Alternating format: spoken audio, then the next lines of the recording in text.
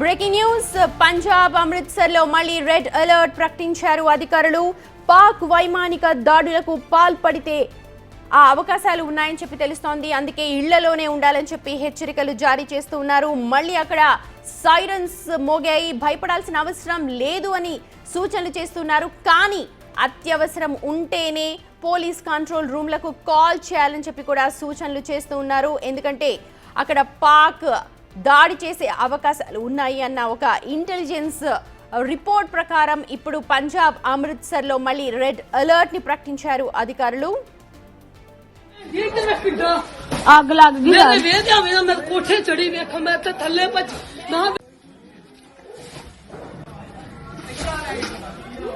Drone डिग्गा पे आग लग गई मैं कोठे चढ़ी वेख मैं तो थल्ले भज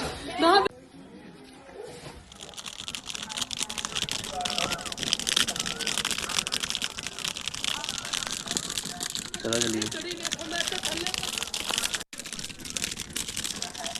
कमाल लटके भाई आ गया पत्रकार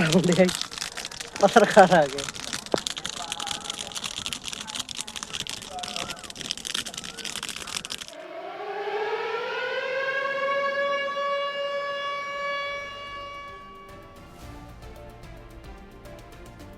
పంజాబ్లోని పాక్ డ్రోన్ శకలాలు లభ్యమయ్యాయి. మగ్లాని కోట్ గ్రామంలోని పంట పొలాల్లో ఈ శకలాలను గుర్తించారు స్థానికులు. పోలీసులకు సమాచారం అందించారు.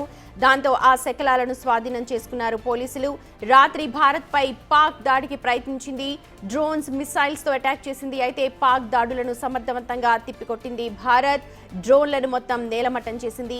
ఇండియా కూల్చివేసిన డ్రోన్ శకలాలు కొన్ని పంట పొలాల్లో కనిపించాయి. స్థానికులు సమాచారం అందించడంతో అధికారులు వాటిని స్వాధీనం చేసుకున్నారు. ప్రస్తుతం ఆ శకలాల విజువల్స్ ని బిగ్ టీవీ స్క్రీన్ మీద చూస్తున్నారు.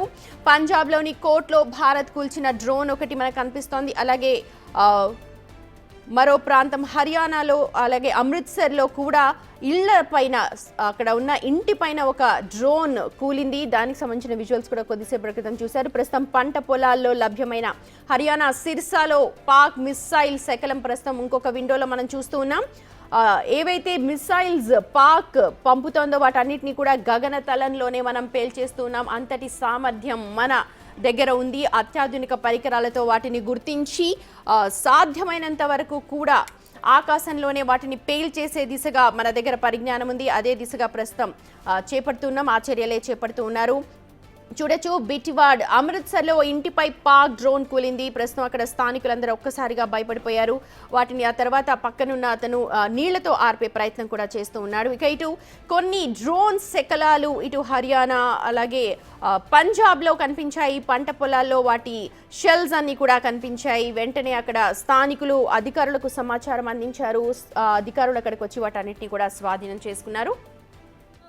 आग लग गई मैं कोठे चढ़ी वेख मैं तो थल्ले भज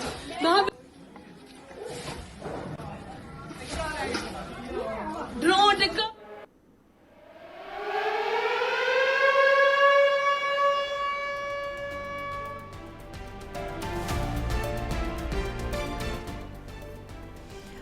బ్రేకింగ్ చూస్తున్నాం. ప్రధాని నరేంద్ర మోదీ నిన్న త్రివిధ దళాధిపతి నేతలతో సమావేశమయ్యారు. వరుసగా 2 రోజులు రాత్రి వేళల్లో పాక్ సైన్యం అటాక్ చేస్తోంది, డ్రోన్లతో దాడులు చేస్తోంది. దీనిపైనే ప్రధానంగా చర్చించినట్టుగా ఇన్ఫర్మేషన్. అయితే వాటిని ఎలా నియంత్రించాలి అని డిస్కస్ చేసినట్టుగా మనకు సమాచారం ఉంది.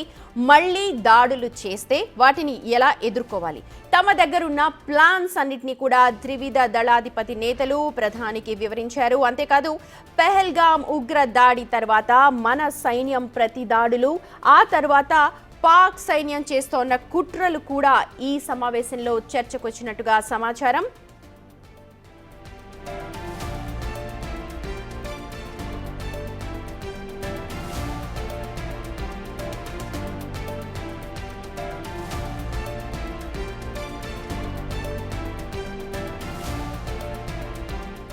ఇరు దేశాల మధ్య యుద్ధ వాతావరణం కమ్ముకుంటున్న పరిస్థితుల్లో ఎలాంటి వ్యూహాలతో ముందుకు వెళ్ళాలి అని కూడా అధికారులు ప్రధానికి దిశానిర్దేశం చేస్తున్నారు.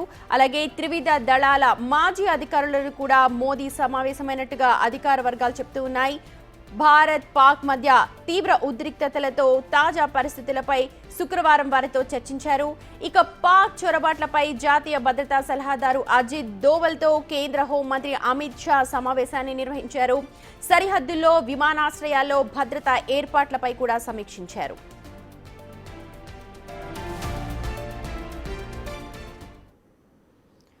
బార్డర్లో అయితే హై టెన్షన్ వాతావరణం నెలకొంది. రాత్రి వేళల్లో పాకిస్తాన్ దాడులకు తెగబడుతోంది. దీనికి సంబంధించి ప్రధాని మోదీ త్రివిధ దళాధిపతి నేతలతో సమావేశమయ్యారు. ఎలాగ ముందుకు వెళ్లాలి అనే దానిపైన చర్చించినట్టుగా తెలుస్తోంది. మా ప్రతినిధి శివ ఉన్నారు మనకు ఓవరాల్ అప్డేట్స్ అందించడానికి లైవ్ ద్వారా. Over to you Shiva.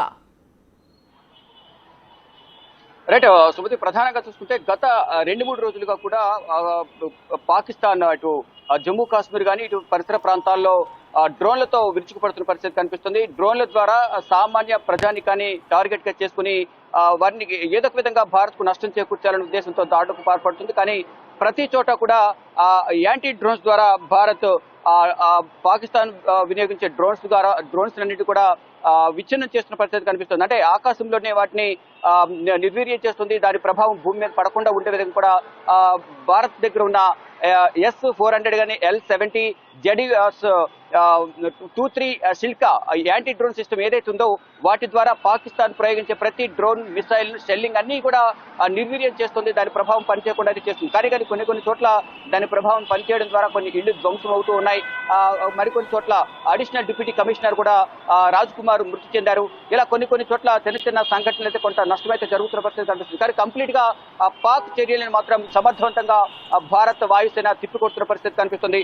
మరోవైపు రాత్రి ఏదైతే మళ్ళా డ్రోన్స్ ద్వారా విరుచుకుపడిందో పాకిస్తాన్ మొత్తం సరిహద్దు రాష్ట్రాలు గుజరాత్, రాజస్థాన్, పంజాబ్, అమృత్సర్ ప్రాంతాల్లో ఇటు జమ్మూ కాశ్మీర్లోని పలు సెక్టర్లలో కూడా శ్రీనగర్ లో ఈ డ్రోన్స్ తో దాడులు చేసిన నేపథ్యంలో ఎక్కడికక్కడ ఈ డ్రోన్స్ ను పాకిస్తాన్ ప్రయోగించే డ్రోన్స్ అన్నిటిని కూడా తిప్పికొట్టింది సమర్థవంతంగా. అయితే ఇటు పాకిస్తాన్ పై కూడా డ్రోన్ల వర్షం కురిపించింది భారత్. దానిలో భాగంగా ఇస్లామాబాద్, లాహోర్ లో పేలుళ్లు సంభవించాయి. మొత్తం చూసుకుంటే కనుక అక్కడ కొన్ని ఎయిర్ బేసెస్ కూడా పాకిస్తాన్ కి సంబంధించిన 4 ఎయిర్ బేస్లపై భారత్ డ్రోన్స్ ద్వారా వాటిని నాశనం చేసిన పరిస్థితి కనిపిస్తుంది. దానిలో ప్రధానంగా సోరన్ఖాన్ వైమానిక స్థావరం రావల్పిండిలో ఏదైతే ఉందో వైమానిక స్థావరాన్ని ధ్వంసం చేసింది.